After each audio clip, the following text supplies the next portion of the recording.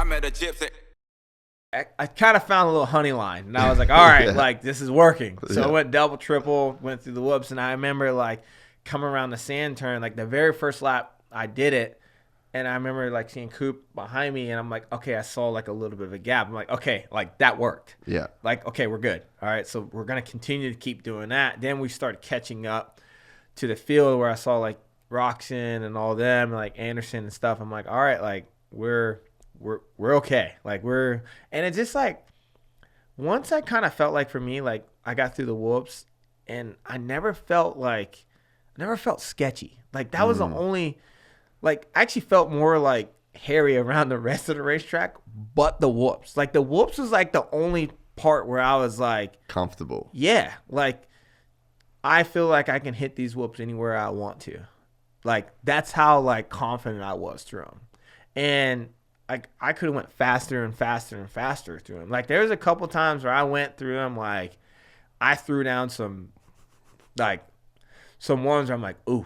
Like, I wasn't even really on the gas. Like, I was like, yeah, it was just so much momentum. Yeah. Like, and that was the thing that I felt like nobody really picked it up. That's probably why, though, that it worked so well, is because the other guys were trying to drive through, and it was slick, and it was hard pack, and it was night and humidity, and the guys trying to drive through the whoops were just actually going slower, but you were carrying so much momentum. Yeah. You didn't even have to really hit the gas. No, and I literally remember, like, coming out, I'll go, like, second, shift up twice, third, Dude, fourth. And that is gangsta. like, third, fourth, and just, like, launching to them. And it was just, like, yeah, when you double shift, you're a bad dude. You're the bad dude. You're the man. You're the man. I don't care who you are. You double shift, you're the man. Yeah. So, but, like, it was just like, all right, cool. And everything just started really clicking. And I remember, like, there was a point in that race. I think I was probably, like, I don't know, maybe 4 or 5 minutes left. And I kind of really pulled up closer to Chase. And I was like, I remember, like, that was, like, kind of going to be the make it or break it for me. Like, if Chase didn't go down, I was going to try to, like, literally, I was going to throw everything I had. So you were going for the win. I was going for it. Yeah. My mind was made up. I said, the very next lap, if I catch him, like, more than a half a second, 27 is either going to be on the top of that tree or it's going to be in 22nd. Like, that's it. Like, there's no, oh, good job. No. It was no. Like, because I felt, we're going some old school Stewart. Yeah, like, shit, yeah, right? like, dude, it was. This for you, bro. Like, my mind was made up, and I was like, all right, that's it. Like, I stopped reading the pit board. Malcolm Stewart has made his own decision. No more, like, you might as well tell Nate Ramsey, you might as well take the headset off because I ain't listening to nothing you got to say at this way. Take the headset off and go to the podium, bro. Start walking. Yeah, so it's like, that's it. And I remember, like, I'm like, all right, like, I catch him. If I catch him again, like, I'm going for it.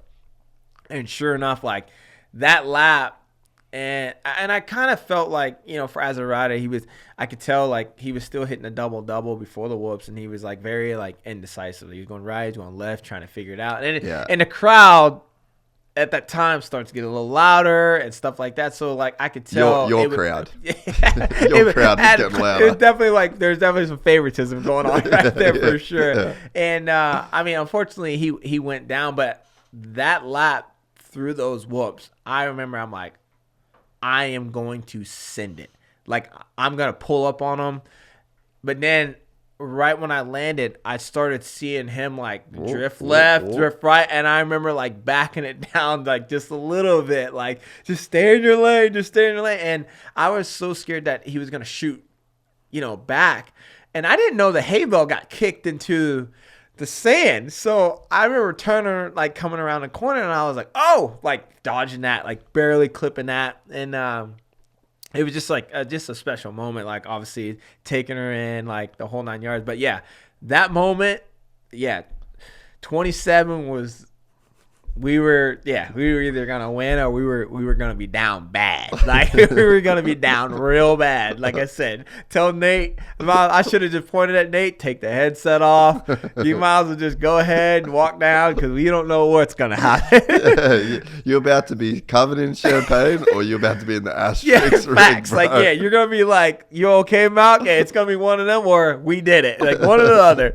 So. But dude, again, everything is clicking. That's just a special moment, dude. Like that very last lap. And I remember like I skimmed the whoops all night, right? And then I was like, you get those jatters. Like, this is it. Like, dude, the white flag. I'm like, you got 3 lanes, dude. Dude, this is it. Like, this is the moment I've been waiting for. Like, and I like start freaking out, like stressing a little bit. And I remember like going over to triple. I'm like, do I skim the whoops or do I double?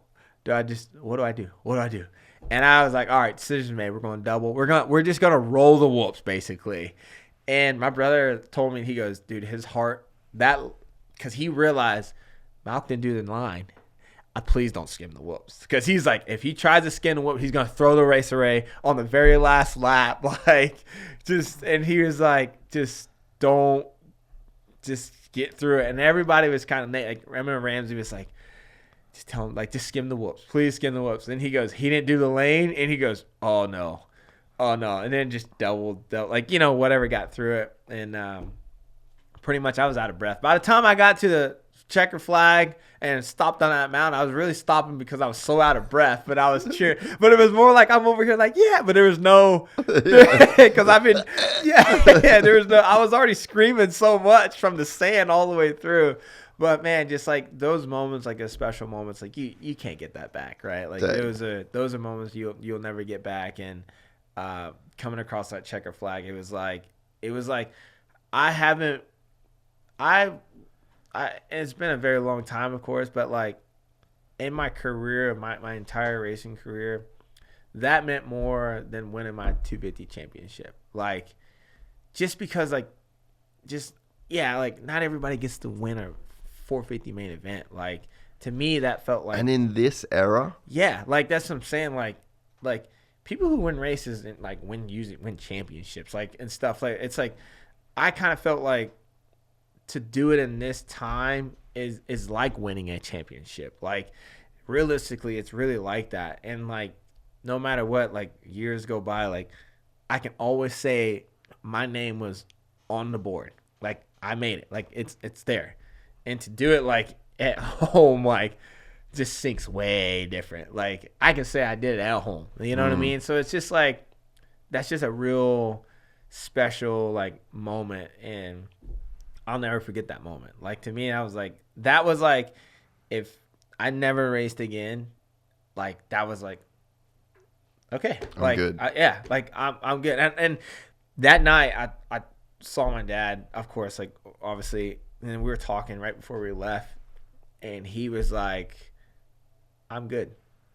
And I knew when he said I'm good, it was more like, as a father, he's like, I did my job. I crossed everything I've ever wanted to do. Yeah.